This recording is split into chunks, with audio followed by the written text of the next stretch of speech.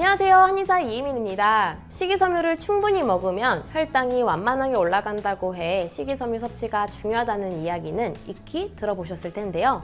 그런데 당뇨인이 하루에 먹어야 할 권장 식이섬유가 얼마만큼인지, 실제 일상에서 어떤 음식을 얼마나 먹어야 권장 식이섬유를 채울 수 있는지 등에 대해서는 잘 모르실 겁니다.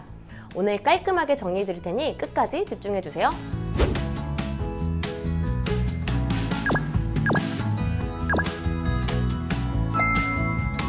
식이섬유란 인간의 소화기관에서 소화효소에 의해 분해되지 않는 섭취 가능한 물질을 말하는데요. 여기서 갑자기 의문이 들죠? 사람의 소화효소로 분해되지 않으면 어떻게 분해되는 걸까요? 바로 장내에 살고 있는 미생물들이 분해합니다. 장내 미생물들이 소화효소를 분비해 우리가 섭취한 식이섬유를 분해하고 거기에서 먹이를 섭취하고요. 한편으로는 사람에게 이로운 물질을 만들어줍니다. 그렇다면 우리가 직접 소화하지도 못하는 이러한 식이섬유를 왜 먹어야 하고, 당뇨에는 어떠한 이로움이 있으며 권장량만큼 먹으려면 얼마나 먹어야 할까요? 식이섬유는 음식 종류에 따라 매우 다르겠지만 일반적으로 장 기능에 도움을 주어 배변 활동을 원활하게 도와주고, 콜레스테롤의 흡수를 방해하여 혈중 콜레스테롤이 높아지지 않도록 도와줍니다. 평소에 변비로 고생하는 분들이 야채를 많이 먹어야 한다고 생각하는 것도 이와 관련이 있겠죠.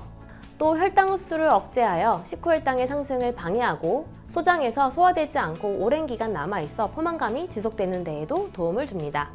이런 점 때문에 거꾸로 식사가 당뇨에 좋다고 알려진 것인데요. 야채를 식전에 충분히 먹으면 식후혈당이 완만하게 올라서 혈당이 덜 상승하는 것이죠. 실제 일부 연구에서 곡류에서 유래한 식이섬유 섭취를 늘렸더니 당뇨병 발병이 유의하게 감소하였다고 합니다. 이제 우리는 식이섬유 섭취가 전반적인 몸의 건강과 우리가 관심이 있는 당뇨에 있어서 얼마나 중요한지 알았는데요. 그렇다면 얼마나 먹어야 할까요? 최근 개정되어 발표된 2020 한국인 영양소 섭취 기준에 따르면 식이섬유의 충분 섭취량은 유아의 경우 15에서 20g, 성인 여성은 20g, 성인 남성은 30g, 마지막으로 노인은 20에서 25g이라고 합니다. 성인 여성 20g과 성인 남성 30g의 딱 중간인 25g을 먹는다고 가정하고 권장 식이섬유를 먹을 수 있는 구체적인 방법을 알아볼게요. 우선 한 끼 식사를 했을 때 섭취할 수 있는 식이섬유를 알아보겠습니다. 아무리 바쁘고 일이 있어도 밥은 먹으니까요. 밥 한 공기에는 곡류가 가득 담겨있기 때문에 식이섬유를 굉장히 많이 먹을 수 있을 것 같은데요. 의외로 적습니다. 흰쌀밥 기준으로 밥 한 공기에는 식이섬유가 1.2g만 들어있다고 합니다. 그럼 반찬은 어떨까요? 시금치 한 접시에 1.8g의 식이섬유가 들어있다고 해요. 밥 먹을 때 야채, 나물, 김치 등의 반찬을 3-4개 정도 먹는다고 해도 식이섬유로 따지면 겨우 4g 먹을 수 있다는 결론이 나옵니다. 요새는 하루 2끼 먹는 분들도 많은데요. 2끼를 먹는다면 하루 식사로 섭취하는 식이섬유는 8g, 3끼를 먹는다면 12g입니다. 따라서 여러분이 평소 2끼를 먹는다면 하루 권장 식이섬유 25g에서 2끼로 섭취한 8g을 제외한 나머지 17g을 추가로 보충해야 하고요. 3끼를 먹는다면 하루 권장 식이섬유 25g에서 3끼로 섭취한 12g을 제외한 나머지 13g을 추가로 보충해야 합니다. 모자라는 식이섬유를 채우려면 어떻게 해야 할까요?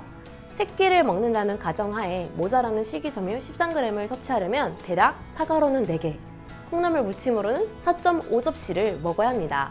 별 생각 없이 지내면 사실 식이섬유를 권장량만큼 먹기가 어렵다는 걸 알 수 있는데요. 그렇다면 조금 더 쉽고 효율적으로 식이섬유를 섭취할 수 있는 방법은 없을까요? 우선 쌀보다는 보리나 현미, 귀리와 같은 잡곡이 식이섬유가 더 풍부하니 밥을 지을 때 쌀 비율은 50에서 60% 정도로 하고 나머지는 평소 선호하는 잡곡을 섞어주시면 되고요. 반찬으로는 땅에서 자라는 식물들, 바다에서 자라는 해조류들, 발효된 김치 종류들 등등 골고루 드시면 식이섬유 섭취량을 늘릴 수 있답니다. 다음으로는 간식인데요. 쿠키, 빵, 떡 등이나 패스트푸드, 가공식품 같은 음식은 피하고 오로지 과일이나 야채 스틱만 간식으로 먹는 게 좋겠습니다. 이때 과일과 야채는 갈아서 먹으면 식이섬유가 파괴되니 껍질째, 통째로 먹어야 하는데요. 감자, 고구마, 오이, 사과, 자두 등과 같은 과일이나 야채를 먹는다면 껍질을 깨끗이 씻어서 껍질째 드시길 권해드립니다. 치아씨드, 바질씨드, 햄프씨드와 같은 식이섬유가 풍부한 음식을 활용해보는 것도 좋은데요. 대표적으로 치아씨드는 지름이 2mm로 매우 작은 씨앗이고요. 고대 마야인들이 주식으로 즐겨 먹었다고 합니다. 치아씨드 한 숟가락이 무려 식이섬유 5g이라고 해요.